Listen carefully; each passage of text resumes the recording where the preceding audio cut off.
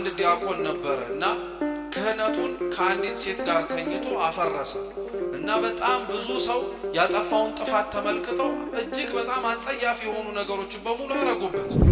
ንስሐ የቃሉ ትርጉም መጸጸት፣ በደልን ማመን፣ ኃጢአትን መናዘዝ ተብሎ ሊተረጎም ይችላል። አንዲት እናት ናቸው ይባላሉና ሁሌ ማታ ማታ ሲተኙ እግዚአብሔርን አየዋለሁ ይላሉ። አንዳንድ ሰው እንደሰራው ኃጢአት ቀኖናውንም ያሰላው። ለምሳሌ አንድ ሰው ሰርቆ 50 ስገድ ከተባለ ነገም ሲሰርቅ ስንት ሰግዳለሁ ብሎ ነው የሚያስበው? 50። ስለዚህ 3 4 በደንብ ልስረቅና 3 ሲባዛ ለ50 150 150 እንኳን አይከብደኝም አካፍዬ ምናምን ብሎ ስሌት ውስጥ ይገባል።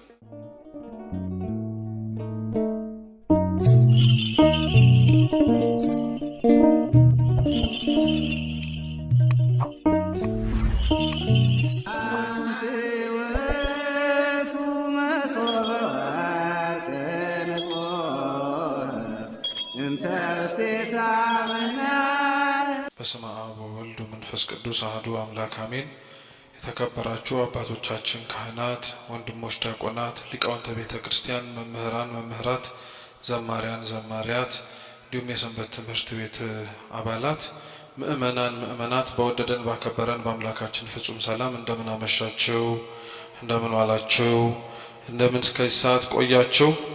አሜን። በቸርነቱና በምሕረቱ በእድሜያችን ላይ ይህችን ሰዓት ጨምሮ ለዚህ ያደረሰን የአባቶቻችን አምላክ ልዑል እግዚአብሔር ስሙ የተመሰገነ ይሁን። አምላካችን ቅዱስ እግዚአብሔር ቀሪውን ሰዓታችንን ይባርክልን። የዛሬው ትምህርታችን እንግዲህ ባለችን አጭር ደቂቃ ለመመልከት የምንሞክረው ስለ ንስሐ ነው። ንስሐ በቤተ ክርስቲያናችን ከሚፈጸሙ ምእመናንም እንዲያደርጓቸው ከሚመከሩ ምስጢራቶች መካከል አንዱ ነው። ንስሐ ሲጠራ ራሱ ምስጢረ ንስሐን የሚባለው ለምንድነው? ምስጢር ማለት የተደበቀ የተሸሸገ ለሰው የማይነገር ነገር ማለት ብቻ አይደለም። ቤተ ክርስቲያን ውስጥ ምስጢር ማለት እኛ በምንረዳውና እኛ በምናየው መልኩ ብቻ ሳይሆን ከምንረዳውና ከምናየው መልኩ በላይ በጣም ረቂቅ የሆነ ልንረዳውና ልናየው የማንችለው ነገር እንደሚፈጸም ማመን። ለምሳሌ ምስጢረ ጥምቀት ሲባል እንሰማለን። ጥምቀት የምንባለው በ40ና በ80 ቀን ልጆቻችንን ይዘን ክርስትና የምናስነሳበት ምስጢር ነው።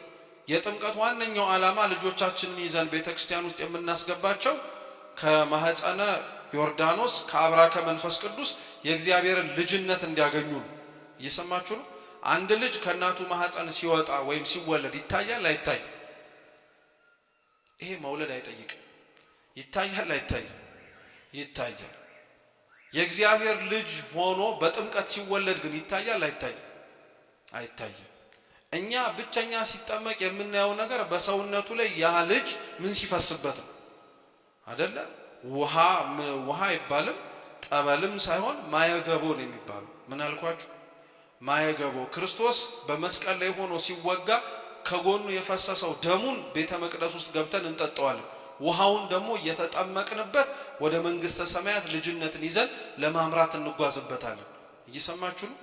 ስለዚህ በዚህ አይነት መንፈስ ስትመለከቱት ህፃናቱን ላያቸው ላይ ማየገቦ ሲፈስባቸው የልጅነት ጥምቀት ሲያገኙ ውሃው መፍሰሱን ነው እንጂ የምናየው እንዴት አድርገው የእግዚአብሔርን ልጅነት እንዳገኙ እናውቃለን? አናውቅም። ይሄ ምን ስለሆነ ነው ብትባሉ ምስጢር ነው የሚባለው። ስርዓቱን አይተነዋል እኮ። በስርዓቱ ውስጥ ግን የሚፈጸመውን የሚገኘውን በረከት ግን በአይነ ስጋችን ልንመረምረው ልናገኘው ልናየው ስለማንችል ማለት ነው። እንደዚህ ሁሉ ንስሐም ምስጢር ነው ይባላል። ስንናዘዝ ለእግዚአብሔር ኃጢአታችንን ስንናገር የበደልነውን ለመካስ ይቅርታ ስንጠይቅ እናየዋለን አይደለ? ተግባራችን ይቅርታ ሲሰጠን ግን በአካል እንመለከተዋለን? አናየውም፣ አንመለከተው። አንዳንድ ቦታዎች ሊኖሩ ይችላሉ። በአባቶቻችን ታሪክ በቀደሙት ውስጥ እግዚአብሔር ይቅር እንዳላቸው ንስሐቸውን እንደተቀበላቸው ምልክቶችን ይሰጣል። ለምሳሌ በአንድ ታሪክ ላይ የተጻፈ አለ። አንድ ዲያቆን ነበረ እና ክህነቱን ከአንዲት ሴት ጋር ተኝቶ አፈረሰ እና በጣም ብዙ ሰው ያጠፋውን ጥፋት ተመልክተው እጅግ በጣም አጸያፊ የሆኑ ነገሮችን በሙሉ አረጉበት። ቃለ ጽርፈት ወይም ስድብ በእኛ ቋንቋ ተናገሩት። ከቤተ መቅደሱ እንዲወጣ አባረሩት። ከክብሩ ማነሱን ተመልክተው ንስሐ ገብቶ እንደ ቤተ ክርስቲያን ልጅነቱ ከመቅረቡ ይልቅ ወደዛ ቦታ እንዳይቀርብ አድርጉትና ያ ሰው የገፉትን ሰዎች እያስታወሰ ከመናገር ይልቅ እግዚአብሔርን ማረኝ ይል ነበር። እና አምላካችን መድኃኒታችን ኢየሱስ ክርስቶስ የዛን ሰው ንስሐውን እና የዛን ሰው ያደረገለትን ያቀረበውን ተማጽኖ እንደተቀበለ ያሳየው በምን መሰላችሁ? አገሪቷ ላይ በሙሉ ዝናብ እንዲጠፋ አረገ እና ህዝቡ በሙሉ ተሰብስቦ ጸሎት በሚያደርግበት ዝናብ ይወረድልን ብሎ በሚጠይቅበት ጊዜ ላይ ጌታችን አምላካችን ልዑል እግዚአብሔር ለሊቀ ጳጳሱ ያ እዛ ያኔ ያባረራችሁት ዲያቆን ካልጸለየላችሁ በፍጹም ዝናቡን አላዘንበውም አላቸው። እነሱ እኮ ኃጢአተኛ ነው ብሎ አባረሩታል። በስንት መከራ ተፈልጎ ተገኘ ጉድጓድ ውስጥ እየጸለየ እና ሊቀ ጳጳሱ በቃ እንደምንም ብለው ረባከ እንደው ጸልይልን ሲባል ያ ዲያቆን ምን አለ? እኔ የሰማይን እንኳን ርዝመቱን ከፍ ብዬ ላይ የማይገባኝ ኃጢአተኛ ነኝ ብሎ ሰማዩን ቀና ብሎ ገና እንዳየው ሳይጸልይ ዝናቡን ዘረገፈላቸው እግዚአብሔር። ስለዚህ እግዚአብሔር አንዳንዴ ንስሐውን መቀበሉን የሰውን ይቅርታውን እሺ ብሎ ይሁንታውን መስጠቱን በእንደዚህ አይነት ምልክት ሊታይ ይችላል። ግን ለሁሉም እንደዚህ አይነት መገለጥ ግን ላይኖር ይችላል። አሁን እኛ ንስሐን ገብተን እግዚአብሔር እንደተቀበለን አይነት ሆኖ የሚሰማን ይሄ የግልግል ስሜት ይሰማናል አይደል? እፎይ እንላለን እና አሁን ይሄ ንስሐ ጥሩ ነው ማለት ነው ብለን እናገራለን። ደግሞ አንዳንዴ ተናግረንም እፎይ የማንልበት ጊዜ ደግሞ ሲመጣ አይ የሆነ ነገር አልተመቸኝም ዛሬ ምናምን እንላለን። ንስሐው በእኛ ስሜት ደስታና ደስ አለመሰኘት የተመረኮዘ አይደለም። ቅዳሴም ተመሳሳይ ነው። ስለማናውቅ አንዳንዶቻችን ቅዳሴው ተቀድሶ ሌላው ሰው እኛ አስቀድሰን ስንወጣ እንዴት ነበር የዛሬው ቅዳሴ ሲባል ደስ ሲል ብላችሁ አትሉ? ከዛ ላይ አንዳንዴ ደግሞ ያንኑ ቅዳሴ ያስቀድሳችሁ ሌላ ቀን እንዴት ነበር ዛሬ ቅዳሴ ሲሉ የዛሬው ግን ጥሩ አልነበረም እንላለን። አሁን ለኛ ስሜት ተብሎ ነው የሚቀደሰው። እነሱ እንዳይከፋቸው እነሱ ደስ እንዲላቸው ተብሎ አይደለም፣ መደረግ ስላለበት ነው የሚደረግ። ንስሐንም እኛ እፎይ ግልግል ስላለን በቃ ሰምቶናል ማለት ነው። እፎይ ግልግል ካለን አያልሰማንም ቅር ብሎታል ማለት ነው ወደሚል በስሜታችን ውስጥ የተዘነበለ ሚዛናዊነትን አናስገባ ለማለት ነው። ግልጽ ነው? ገብቷችኋል? ስለዚህ ንስሐ በቤተ ክርስቲያን ውስጥ ምስጢር ተብሎ የሚጠራው በዚህ ምክንያት ነው። ንስሐ የቃሉ ትርጉም መጸጸት፣ በደልን ማመን፣ ኃጢአትን መናዘዝ ተብሎ ሊተረጎም ይችላል። ንስሐና ኑዛዜ ግን ሁለቱ ቃላቶች ይለያያሉ። ንስሐ የሚባለው ሪፔንተንስ ነው የሚባለው መጸጸት፣ መለወጥ፣ ትላንትና የበደሉትን ላለመበደል በሐሳብም በልብም ባካሄድም በመላ ነገር መስተካከልና መለወጥ ማለት ነው። ኑዛዜ የሚባለው ኮንፌሽን ደግሞ የሚባለው ያጠፉትን ጥፋት ይህ ነው ብሎ መናገር ማለት ነው። ግን ኑዛዜና ንስሐ አንድ ላይ ተጨምቀው ስለሚሰጡ ንስሐም ኑዛዜ ኑዛዜም ንስሐ በሚለው አቅፈን መያዝ እንችላለን። ንስሐ ላይ ሌላው ማወቅ ያለብን ነገር ንስሐ አለ ማለት በሌላ ቋንቋ ኃጢአትም አለ ማለት ነው። ሰው ንስሐ የሚገባው ምን ስለሚሰራ ነው። ኃጢአት ደግሞ ማለት ኃጣ ከሚለው የግዝግዝ ሲወጣ ሲሆን ማጣት ማለት ነው። ምን ማድረግ ነው? ማጣት። ኃጢአት የሚሰራ ሰው የሚያጣው እግዚአብሔርን ረድኤቱን በረከቱን ሊሰጠው የሚችለውን ነገር ያጣ። ኃጢአት የሚሰራ ሰው የሚያጣ ነው ማለት እግዚአብሔር ሊያደርግለት የሚችለውን ሊያከናውንለት የሚችለውን ነገር ከማግኘት የተከለከለ ከማግኘት ራሱን ያራቀ ማለት ነው። ስለዚህ ኃጢአት እስካለ ድረስ እግዚአብሔር ሁሌም ንስሐ ይሰጣል። ለዛ ነው ንስሐ በቤተ ክርስቲያን ውስጥ ከሚደገሙ ምስጢራት መካከል አንዱ ምን የሚያረጉ አልኳችሁ? እየሰማችሁ ነው? ምን የሚያረጉ የሚደገሙ። ንስሐ ይደገማል። ጥምቀት ለምሳሌ አይደገምም። አንድ ሰው ከተጠመቀ በኋላ ተጠመቀ ቢክድስ ብትሉ ክዶ ሲመለስ የንስሐ ጥምቀት ይጠመቃል እንጂ የልጅነት ጥምቀት እንደ አዲስ አይጠመቅም። ጥምቀት ስንት ጊዜ ብቻ ስለሆነች ነው? አንድ ጊዜ ስለሆነች ነው። ንስሐ ግን አንድ ጊዜ ብቻ አይደለም። አንድ ጊዜ ቢሆንስ ንስሐ ብላችሁ አስቡ። አብዛኞቻችን ንስሐ የምንገባው አሁን ነው ወይስ በደንብ ሰርተን ስንጨርስ? አሁን አብዛኞቻችን እኮ እንደዛ አስመሰል ነው የንስሐን ሕይወት። ቆይ እስከማረጅ ድረስ ትንሽ ምናምን የሚል ሰው ንስሐ እንደሚገባ የሚመስለው ሰው ማለት ነው። ንስሐ ግን የሚገባው በየዕለቱ አንድ ክርስቲያን እንዲያውም ቢችል ቤተ ክርስቲያናችን አባቶቻችን የሚያስተምሩት የጠዋቱን ፀሐይ አይቶ የምሽቱም ንጋት ሳይገባበት ቀድሞ ከነፍስ አባቱ ስር ሆኖ የዕለቱን ኃጢአት ቢናዘዝ ይመከራል። ከሰውነቱ ያቀለለ እንዲሄድ ማለት ነው። ኃጢአትን እንዲጸየፋት። ኃጢአትን ቆሻሻ አድርጋችሁ ብትስሉት ከነ ቆሻሻችን እንተኛለን ሳንታጠብ። አይ ችግር የለም ነገ ምን እንታጠበዋለን እንላለን አንልም አይደል? አንዳንዴ ይሄ ሰውነታችን እንኳን ይቀርና ትላልቅ ቆሻሻ ይቀርና አቧራ እንኳን ሲነካ አይ ታጠበው ልደር በውሃ እንኳን ትንሽ ላራግፈው እንላለን አይደል? ለዚህ ለቆሻሻ እንዲካልን ሰው ለሰራው ኃጢአት ለንስሐም እንዲ ነው ማለት መቻል ያለበት። በየዕለቱ ያራገፈ በየዕለቱ እያሰናበተ ነው መሄድ መቻል ያለበት። ለምን ብላችሁ አጣይቁ። የቅዱስ ቁርባን ሥርዓት ደግሞ የሚያዘው እያንዳንዱ ክርስቲያን ቢችል ዕለተ ሰንበትን መቁረብ አለበት። ታውቃላችሁ? ዕለተ ሰንበት ግዴታው ነው መቁረብ። ክርስቲያኖች ባይችሉ ዕለተ ሰንበትን የጌታችን የመድኃኒታችን ኢየሱስ ክርስቶስን 9ኙን አበይት በዓላት እንዲያልፉ አይፈቀድላችሁ። ይሄንን ባይችሉስ ብትሉ ደግሞ ከምክረ ካህን ጋር ይነጋገራሉ። በእነዚህ በመካከል ላይ ባሉት ቀናቶችም ጭምር እንደምንም ተደርጎ ቅዱስ ቁርባን እየተቀበለ ወደዛ ደረጃ እንዲያድግ ይደረጋል። ምንም ካለ መቁረብ ወደ መቁረብ፣ ቅዱስ ቁርባንን ከመቁረብ ከፍ ብሎ በበዓላት በመቀበል፣ በበዓላት ከመቀበል ደግሞ ከፍ ብሎ በየዕለተ ሰንበት ወደ መቀበል ደረጃ እንዲያድግ ማለት ነው። አሁን የኛን ደረጃ ራሳችንን ገምግሙ የቱ ጋር እንዳለን ማለት ነው። ንስሐው በየቀኑ ያስፈልጋል የሚባለው በየቀኑ የምንቀበለው የማን ሥጋና ደም ስላለን? የጌታችን ኢየሱስ ክርስቶስ ቅዱስ ሥጋው ክቡር ደሙ ስላለን። እንግዲህ የመጀመሪያው ኃጢአት ተሰርቷል የሚባለው በሰው ልጆች ወገንም እንዲሁም ደግሞ በዓለመ መላእክትም ጭምር ነው። የመጀመሪያው ኃጢአተኛ ኃጢአትን ከልቡ አመንጭቶ የተናገረ ዲያብሎስ ነው። የዮሐንስ ወንጌል ምዕራፍ 8 ላይ ጌታችን ሰይጣንን ራሱ ሲናገር አቡሁ ለሐሰት ነው የሚለው፣ የሐሰት አባት ነው ብሎ ነው የሚጠራው። ያንን የሐሰት አባትነቱን ተጠቅሞ ደግሞ ኦሪት ዘፍጥረት ምዕራፍ 3 ላይ ጥንተ አባቶቻችን እናቶቻችንን አዳምንና ሔዋንን ቅዱሳኑን ማለት ነው በእባብ ቆዳ ውስጥ ተደብቆ ያልሆነውን እንደሆነ የሆነውን እንዳልሆነ አስመስሎ ደግሞ እግዚአብሔር ጋር ሲያጣላቸው እንመለከታለን። ልዩነቱ ምንድነው? ሰይጣን ኃጢአት ሰርቶ አሁንም ድረስ ንስሐ አልገባም። ለዛ ነው እስካሁን ድረስ ምህረትም ጭምር የሌለው። አንዳንድ ሰው በጣም ለሰይጣን ተቆርቆሮ አልያም ደግሞ ለሌሎች ኃጢአተኞችና ለራሱን ማስቦ ምን ብሎ ይጠይቃል?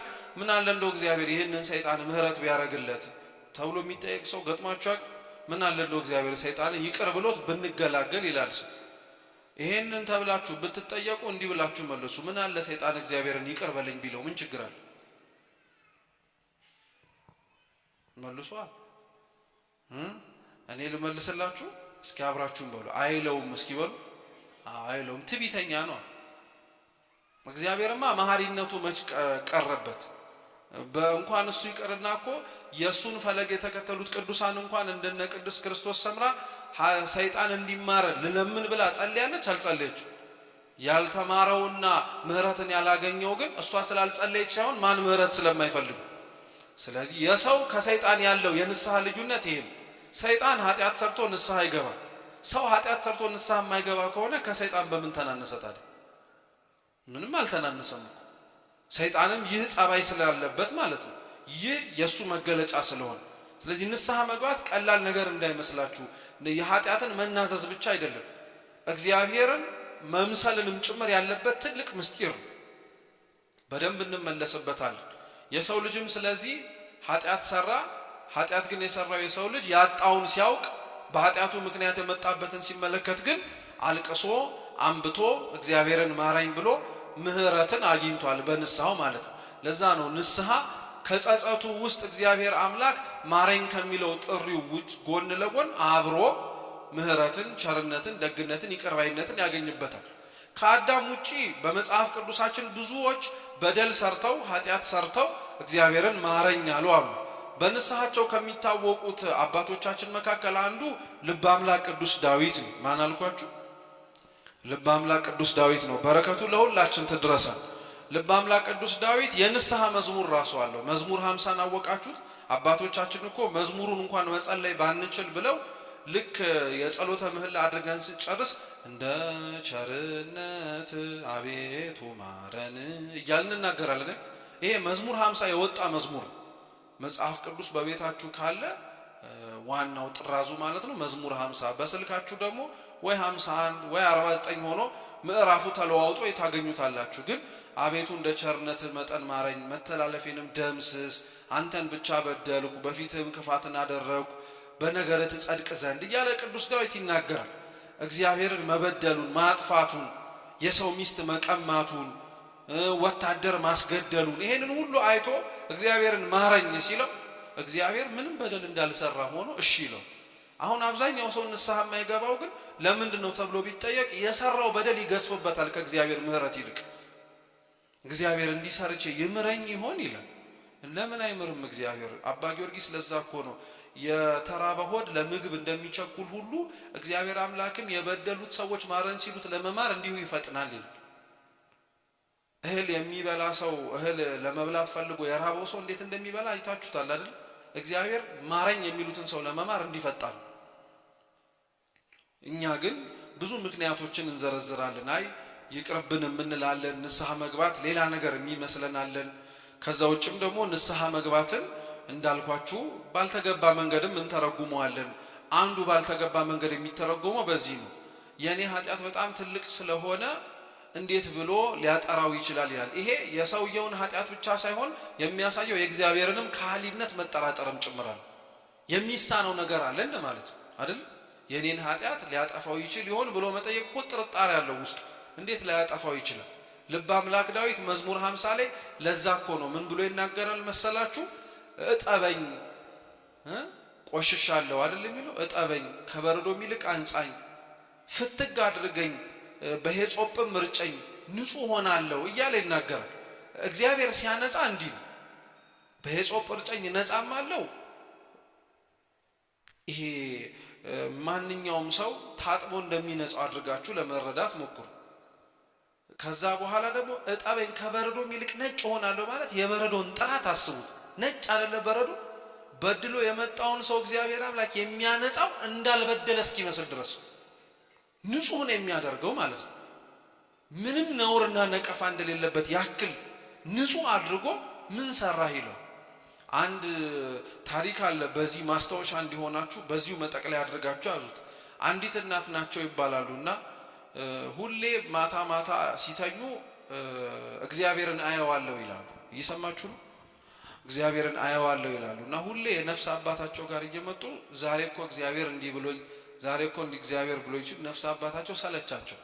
እቺ ሴትዮ አብደዋል፣ ካልሆነም ደግሞ ከየት ነው አሁን እሳቸው በተኙበት እግዚአብሔር የሚታያቸው እያሉ በጣም ይጠራጠሯቸው ነበርና በጣም ይሄ ነገር ሲበዛባቸው እውነት አይታው ይሁን አይሁን ብለው ጠሯትና ምን ብለው ጠየቋት? የውሎት እናታችን ከዛሬ 3 ዓመት በፊት የሆነ የሰራሁት በጣም ከባድ ኃጢአት አለ። እስኪ እውነት እግዚአብሔር ታይቶ የሚገለጽልሽ ከሆነ ያ ኃጢአት ምንድነው ብለሽ ጠይቂው አሏት። እየሰማችሁ ነው? ከዛ በኋላ ያው አባቷ ወይም የነፍስ አባቷ እንደዛ ብለው የጠየቋት አትመለስም ብለው ነው። ገብቷችኋል?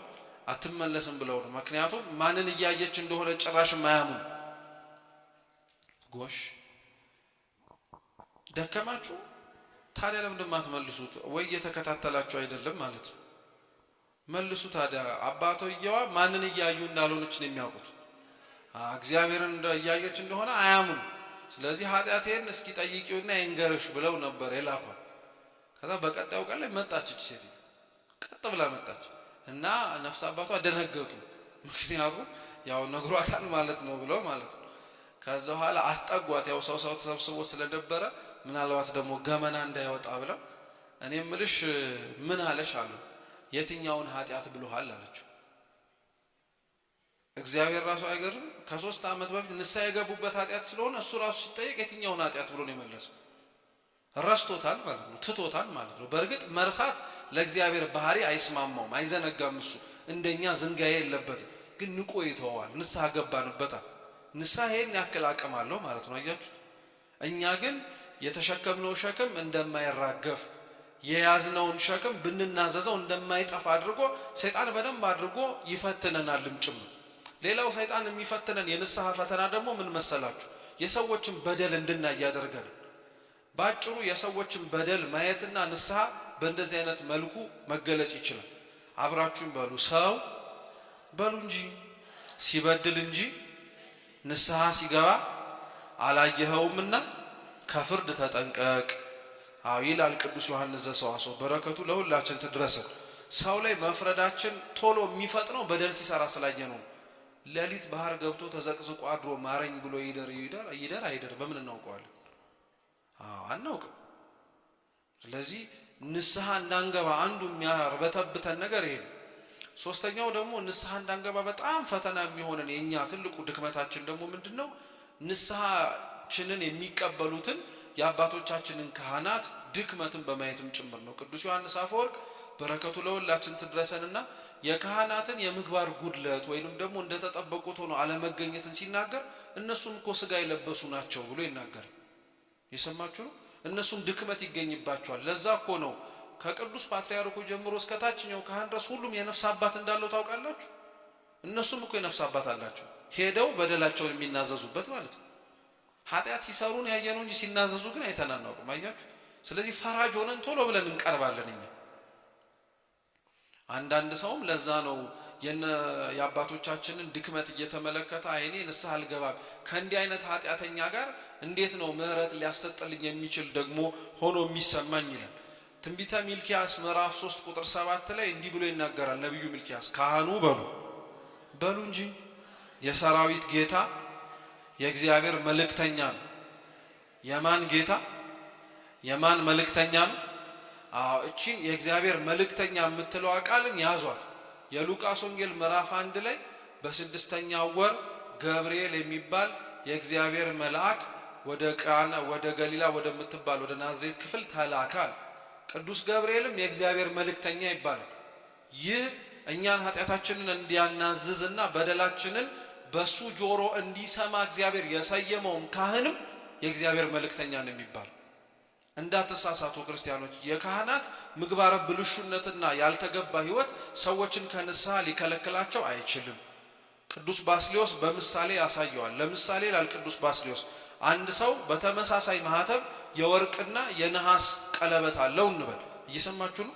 ተመሳሳይ ማህተብ ወደ ቀለም ውስጥ ነከረውና ልሙጥ ወረቀት ላይ የወርቁንም አተመው የነሐሱንም አተመው። አንድ ሰው አምጥታችሁ የትኛው የወርቅ ነው የትኛው የነሐስ ነው ብትሉት ማወቅ ይችላል? አይችልም።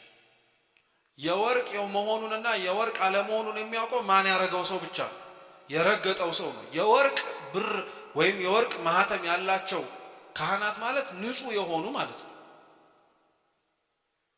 የነሐስ ቀለበት ያድርገው ማህተም የሚያረጉ ማለት ደግሞ ነውር በደል ያለባቸው ማለት ነው። ሁለቱም ግን ነውር ያለበትም የሌለበትም ማህተም አርጓል አላረገም።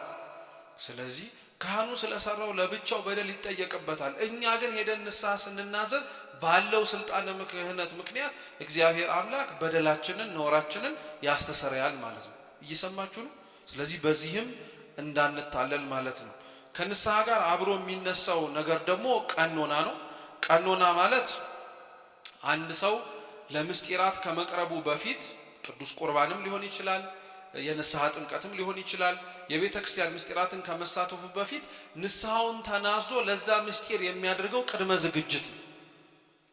ዝግጅት ነው። አብዛኛው ሰው ቀኖናን አንደኛ እንደ ቅጣት የሚቆጥረው ሰው አለ። ቀኖና ቅጣት አይደለም።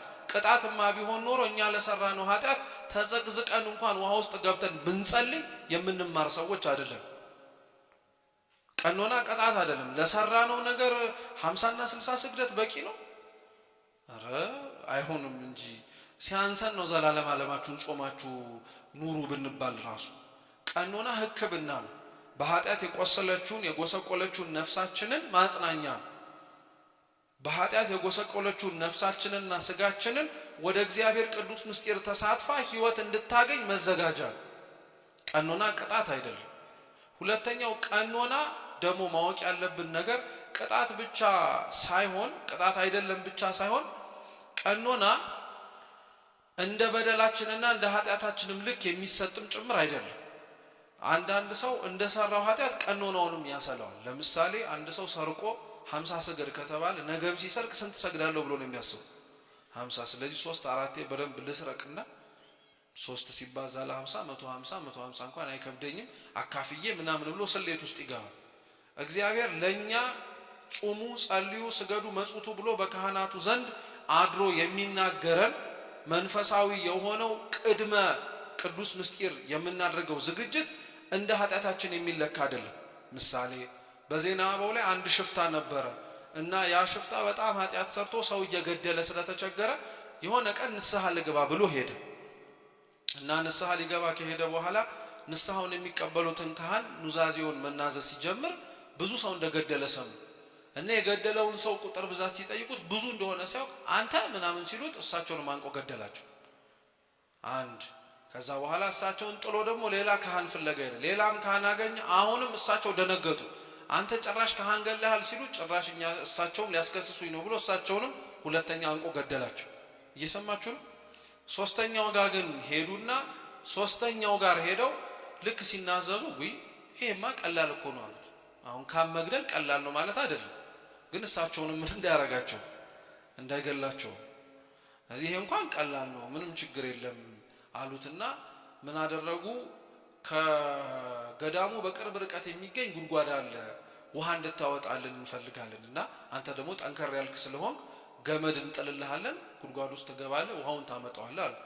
በጣም ደስ አለው፣ ምክንያቱም መግደል ቀላል ነው ስላሉት ማለት ነው። ስለዚህ እሺ ብሎ ገመዱን ይዞ ጉድጓድ ውስጥ ገባ። ልክ እንደገባ እኛ ካህን ቶሎ ብለው ገመዱን አወጡት። ሰው አሁን ቤት ዘሎ ይወጣ ሙሉን ቀኑን ሙሉ በቃ ሲያስፈራራቸውና ሲዝቷል ልውጣ ብቻ እያለ ማለት ነው። እገሎታለሁ እያለ አንዱን ቀን ሙሉ በሙሉ በጾም አሳደሩት።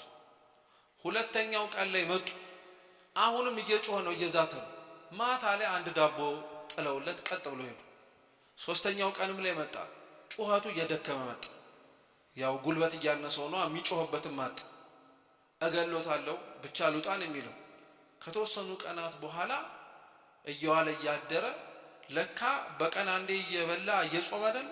ልክ የመጨረሻው ያቺ ቀን ላይ ሲደርሱ ያ ሰውዬ ሞቶ ተገኘ እና ሞቶ ሲገኝ አይ አበቃለት ሲሉ የእግዚአብሔር መላእክት ያንን ሰው ይዘውት ወደ ገነት እያረጉ ነበር፣ ምህረት አግኝቶ ማለት ነው።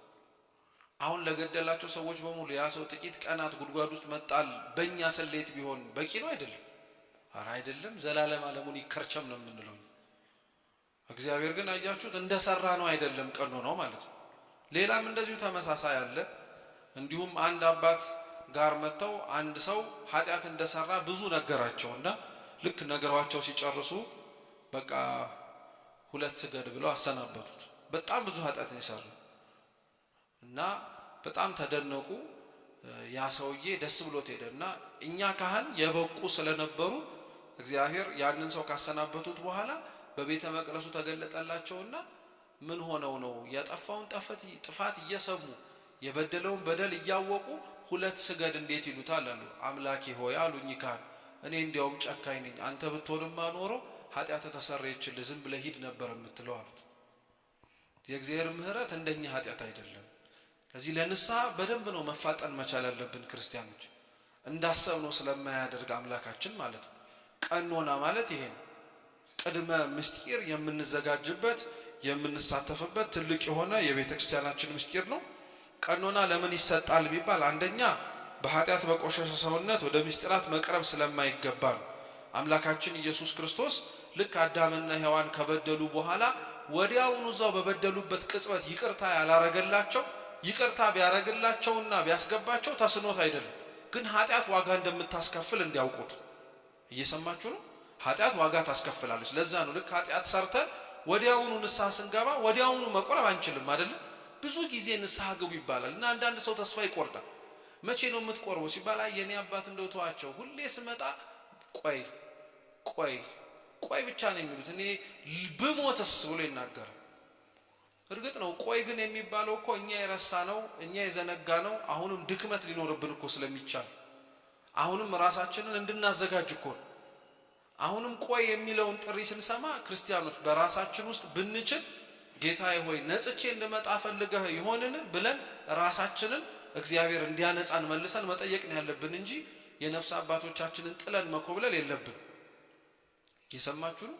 ስለዚህ አንዳንዴ ቆይ ስንባልም ትንሽ ዘግየት ይባል ሲባልም እግዚአብሔር ቀን አለው ጊዜ አለው እያልን ነው ማሰብም ሆነ መለመንም ያለብን። በዛው ልክም ደግሞ ጭምር በተቻለን አቅም ነፍስ አባቶቻችንን መጠየቅም ጭምር አለብን። አባቴ መቼ ነው ቅዱስ ቁርባን የምቀበለው? መቼ ነው ከዚህ ቅዱስ ምስጢር የምሳተፈው ማለት መቻል አለብን። ምክንያቱም መፈለጋችንንስ እንዴት ይታወቅ? አንዳንዶቻችን ራሳቸው እንዲሉን ነው የምንጠብቀው። አሁን ዝግጁ ነው በቅታል ቁረብ እንዲሉን ማለት ነው። አንዳንድ አባቶቻችን ከኛ እንዲመጣ ይፈልጋሉ። አንዳንዶቻችን ደግሞ እንቁረብ ስንል እምቢ የምንባለው ስሜታዊ ስለሆነ ነው። ልክ ጥርና ሚያዝያን ያየ ሰው አግባግባ እንደሚለው የሚቆርብ ሰው ሳይ ቁረብ ቁረብ የሚለው አለ። በቃ መረጋጋት አለብህ። በስሜት ሳይሆን አስበህበት አውቀህበት ተዘጋጅተህበት እግዚአብሔርን ፈቅዶልህ ነው መምጣት ያለብህ ለማለት ነው ቆይ የሚባል። ስለዚህ ወደ ቅዱስ ምስጢር በቆሻሻ ሰውነት መግባት ስለማያስፈልግ አዳምንና ሔዋንን እንደበደሉ እዛው ቢቆዩ ዛሬ ዕፀ በለስን የበሉት ነገ ሁሉንም እጽዋት ይበሉት ነበር፣ ዕፀ ሕይወትንም ጨምሮ። ዕፀ ሕይወትን ቢበሉት ደግሞ ኃጢአት የባህሪያቸው ሆና ሰልጠናባቸው ለዘላለም በተሰቃዩ ነበር። ለራሳቸው ጥቅም ሲል እግዚአብሔር አምላክ ከየት አባረራቸው? ከገነት አስወጣቸው። ከገነት ያስወጣቸውን እግዚአብሔር መልሶ ሲያስገባቸው ግን በደሙ ፈሳሽነት ንጹህ አድርጓቸው።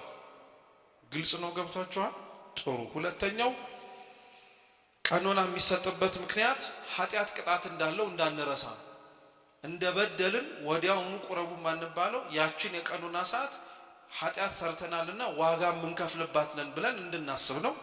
ሶስተኛው ክርስቶስን እየተሳተፍኩኝ ወይንም ደግሞ ሱታፌ አምላክ እንደሆነም ጭምር መረዳት አለብን። ንስሐ የሚገባ ሰው ከክርስቶስ ከሕማሙ ይሳተፋል።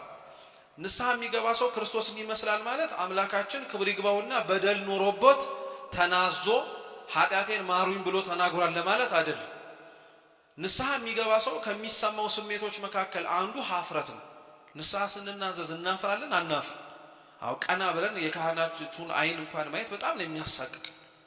አይ ብለን ነው አንገታችንን የምንደፋውና አፍረት አለብን።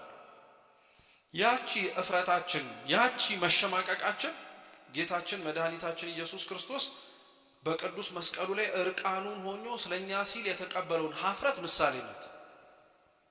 ግልጽ ነው? ገብቷችኋል? እኛ ንስሐ ስንገባ የሚሰማን ኀፍረት እሱ ለኛ ሲል እርቃኑን ሆኖ መስቀል ላይ በተሰቀለበት ጊዜ ላይ የተሰማው ኀፍረት ምሳሌ ነው።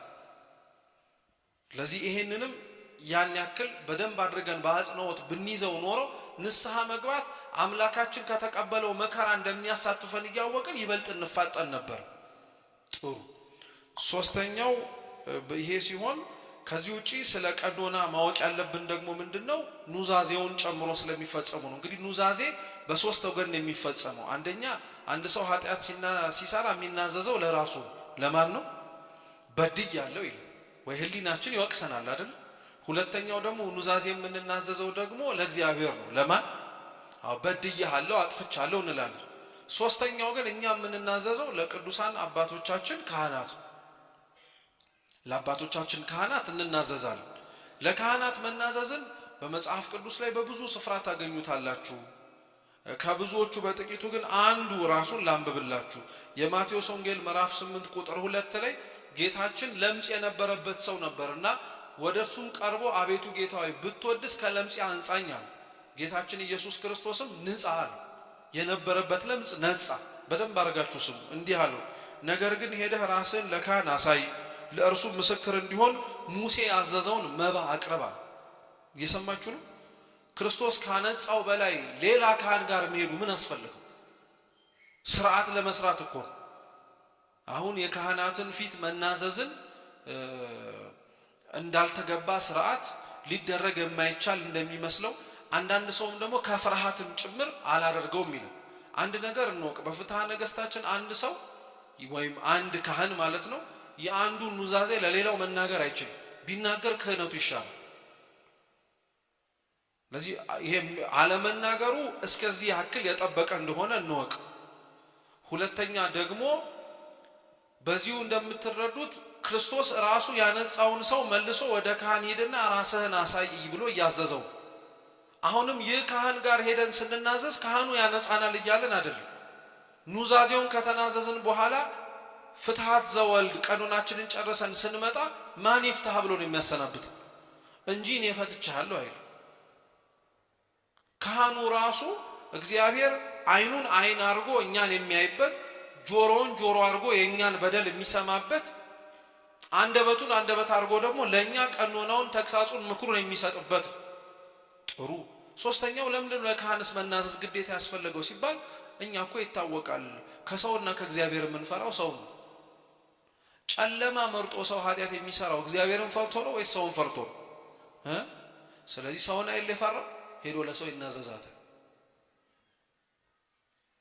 ሰውን ነው የፈራው። እግዚአብሔርንማ ቢፈራ ጨለማም ሆነ ጠዋትም ሆነ ያየኛል ይላል። ደካማ የሆነ ሰው ግን አያየኝም ብለን አውቀንም ይሁን ሳናውቅ የሰራናትን ኃጢአት ሄደን ለካህኑ ለሰው ሄደን እናዘዘዋለን። በዛ ሰው ውስጥ ግን ባሳደረው ስልጣነ ክህነት ምክንያትና አማካኝነት እግዚአብሔር አምላክ ጸሎታችንን ልመናችንን ይሰማል ማለት ነው። ንስሐና ቀኖና መቀበል ሱታፌ አምላክ የሚሆነው እንዴት ነው ከተባለ አንደኛ ተአምኖተ ኃጣው ነው። እየሰማችሁ ነው።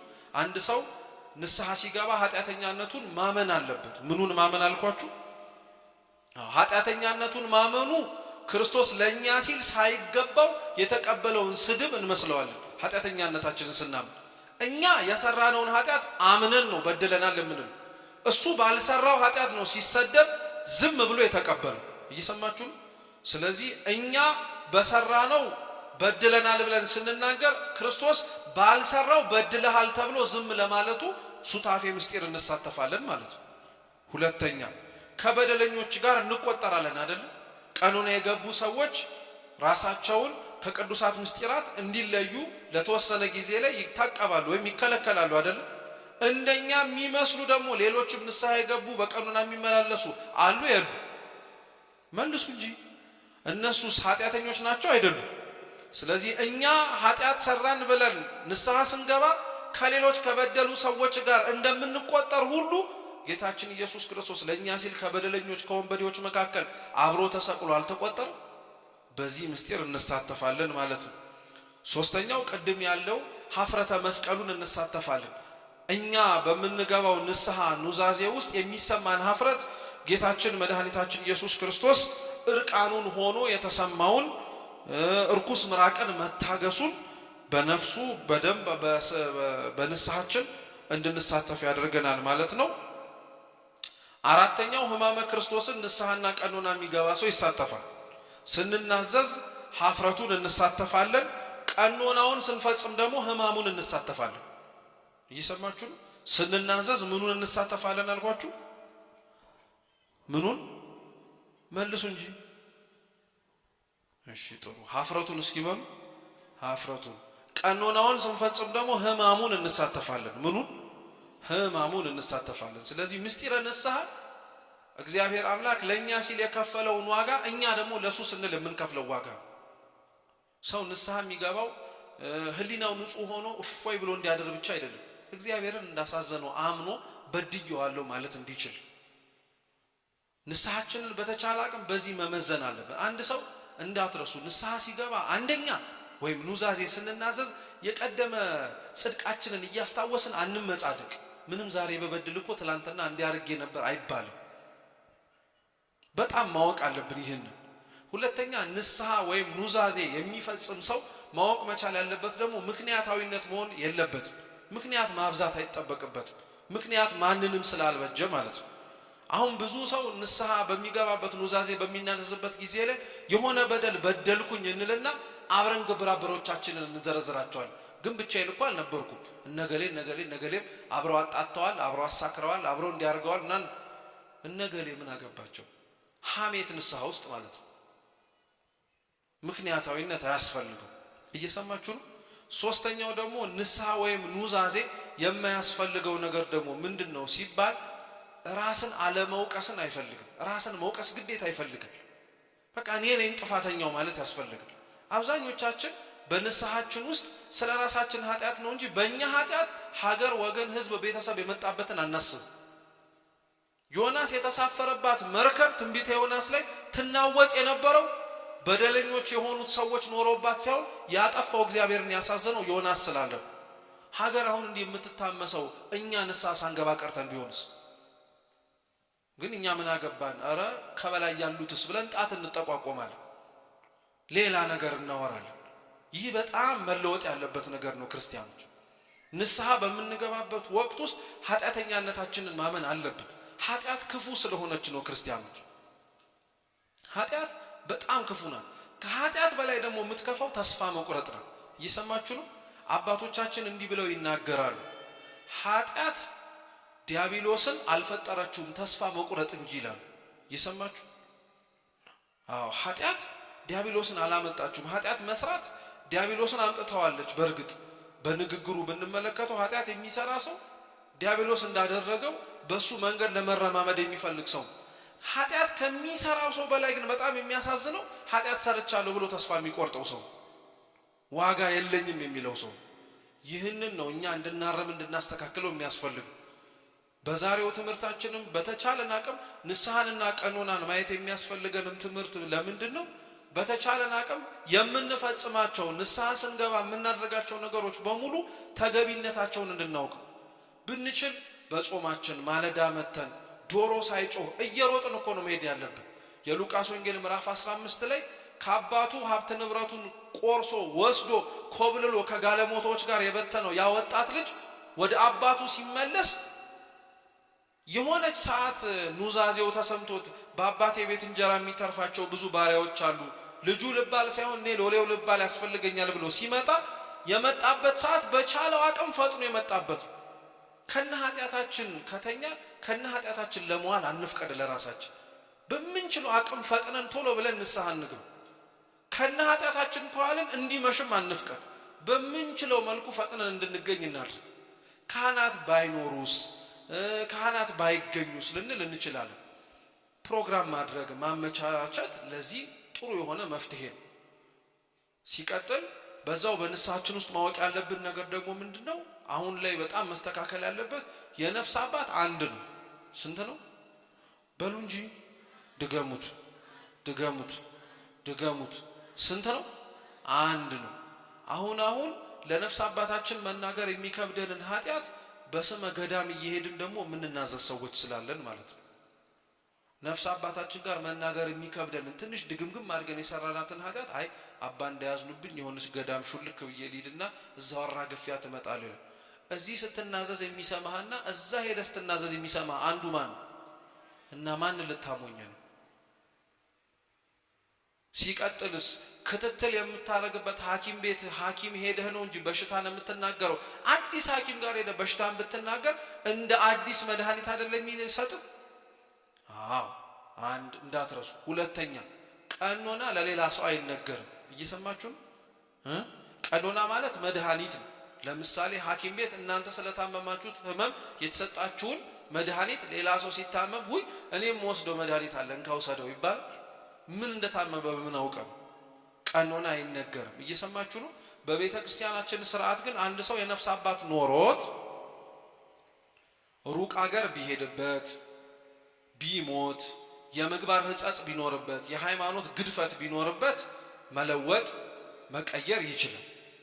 ነገር ግን የነፍስ አባት ኖሮት ለምሳሌ ወደ ሌላ ቦታ ቢሄድ ንስሐ አይገባ ማለት አይደለም። የሞግዚት ንስሐ አባት ይዛል። የምን ንስሐ አባት?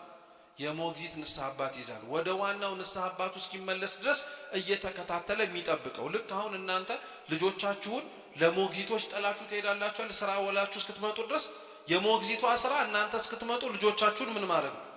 ስለዚህ የሞግዚት ነፍስ አባት ዓላማው እኛ ተመልሰን የመጀመሪያው ነፍስ አባታችን ጋር እስክንመጣ ድረስ ከምስጢረ ንስሐ ሳንጓደል ተሳትፈን መቆየት እንድንችል ማስቻል። ግልጽ ነው? ገብቷችኋል? ጥሩ። ያስተማረን የመከረን አምላካችን ስሙ የተመሰገነ ይሁን።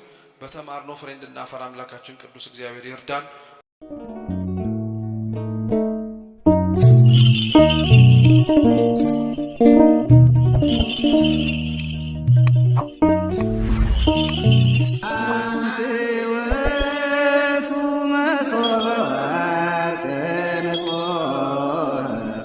እንተ እስቴታ